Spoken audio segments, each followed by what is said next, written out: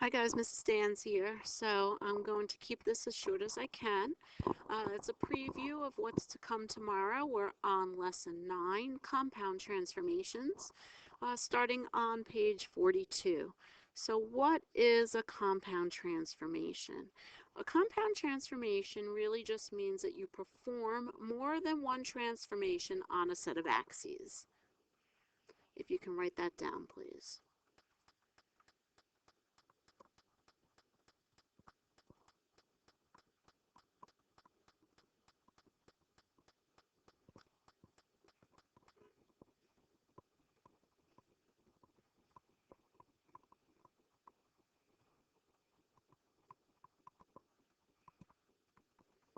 So we're going to save the do now for your do now tomorrow and even the bottom of this page 42. So we're going to turn to page 43 and do two questions together, the two that I have starred here. So notice the directions. We have to graph each of the following. We're going to label part A, so what they mean, question 1, part A, with prime. So we'll have an A prime, B prime, C prime, and D prime. And when we do part B, it's going to be a compound transformation, which means it'll build off of the transformation that's already there, and we'll label those with the double primes. So you'll see what I mean once I start doing it with you. So we're going to do number 1.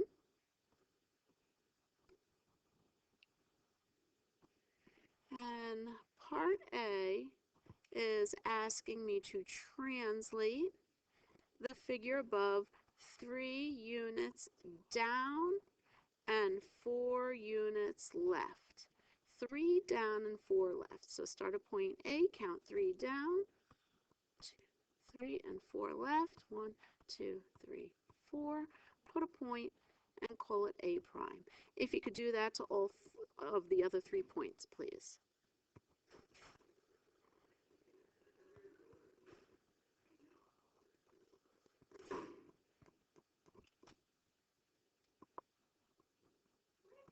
What are you looking for? I didn't know you left it here.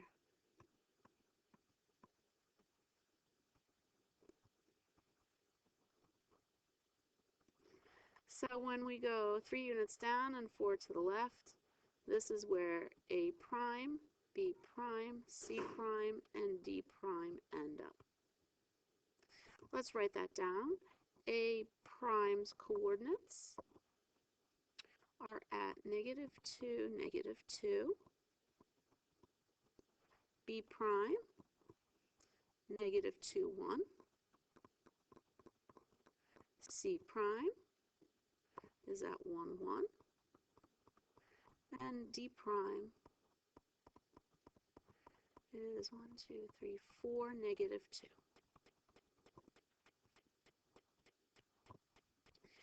Next, we want to dilate A prime, B prime, C prime, and D prime using a scale factor of 2.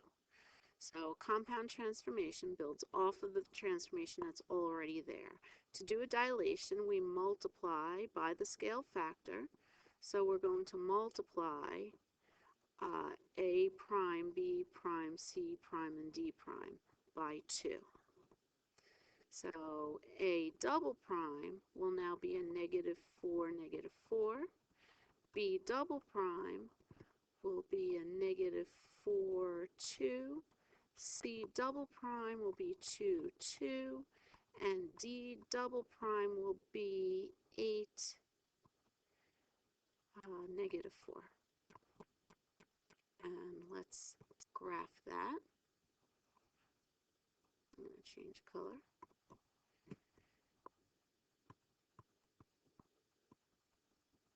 Make sure you're labeling with the double primes now.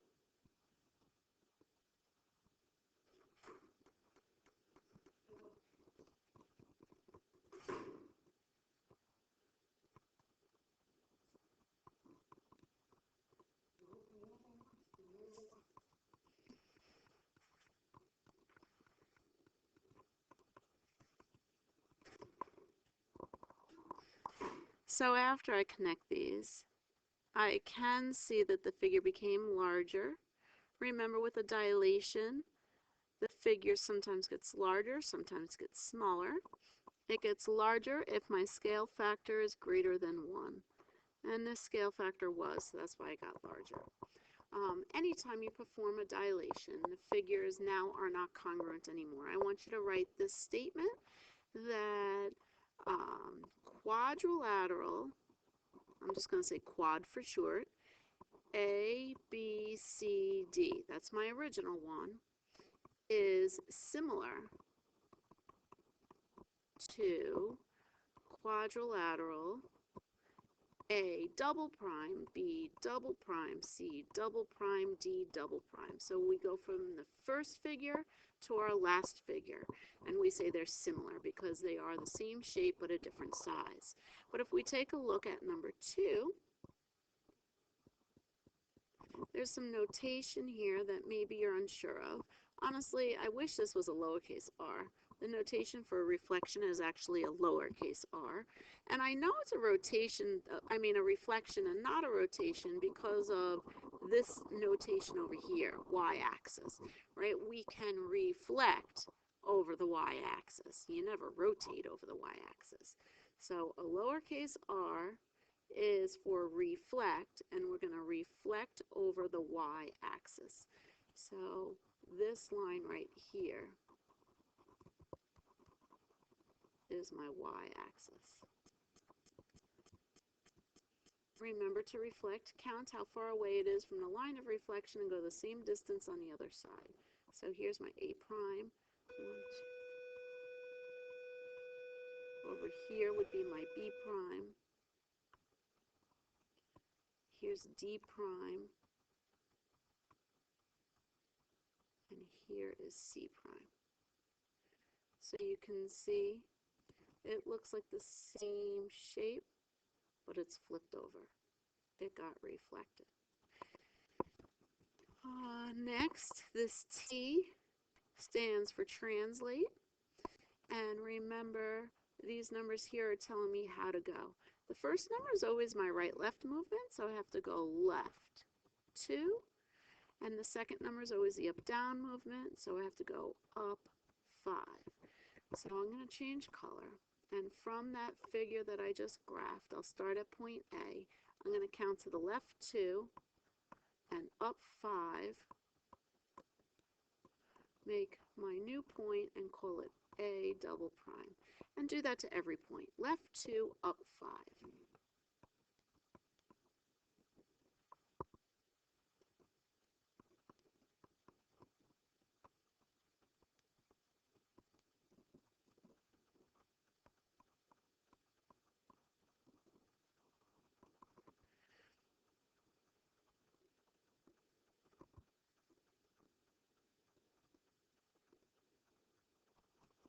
Now, nowhere in the directions does it say that I have to write down the coordinates of A prime, A double prime. Nowhere does it say write the coordinates. So that's why I didn't here on number 2. Because some of you might have been wondering, like, why did I write it over here on number 1? Well, in order to do a dilation, I need to see the coordinates because I need numbers to multiply by. But on number 2, there weren't any dilations, so I could purely do it just by counting, and I didn't have to write down any of the coordinates. If they asked me to, though, I would. If we take a look at our original figure and our final figure, and I were to ask if they're similar or congruent, now you're going to tell me they're congruent. Okay, the only thing that we say makes similar figures really are dilations. The other things are called rigid motions, a reflection, and a translation. These are called rigid motions, and they do make congruent figures. So quadrilateral ABCD is congruent to quadrilateral A double prime, B double prime, C double prime, and D double prime. And And that's really all I want to do with you today. So hopefully you're ready for tomorrow. This was 10 minutes and 5 seconds. Have a good night. See ya. Bye.